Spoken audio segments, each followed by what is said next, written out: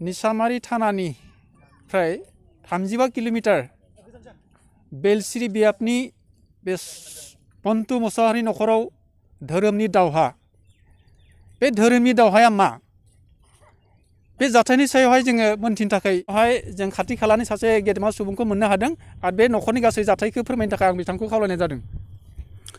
गिबियावनो बाथौ बिबुंसारनिसिम खुलुमग्रोनाय थाबाय।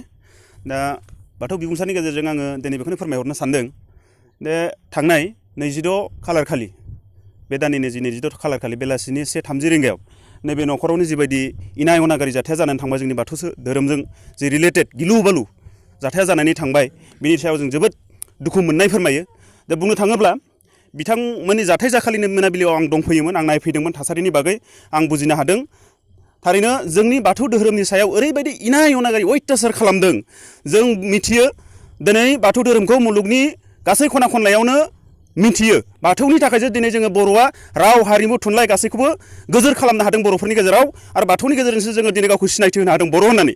बेखायनो बाथौआ जोंनि गासैबो थै हारा मोदोम बेगें, बाथौआनो जोंनि जिउ। बाथौनि सायाव सोरबा जोंनि सायाव इनाय अनागारि खालामोबा जों बेखौ माब्लाबाबो सहायनानै थानो हाया। जायनि थाखाय जोङो मैयानि समाव मिसामारि पुलिस स्टेसनाव जोङो FIR होनाय जाबाय आरो बे FIR अलरेडि रेजिस्टार जाबाय होननानै जोंनो बावैसो सिगां जोंहा OC हरिशंकर औवारिया जोंनो फोरमायथिदों।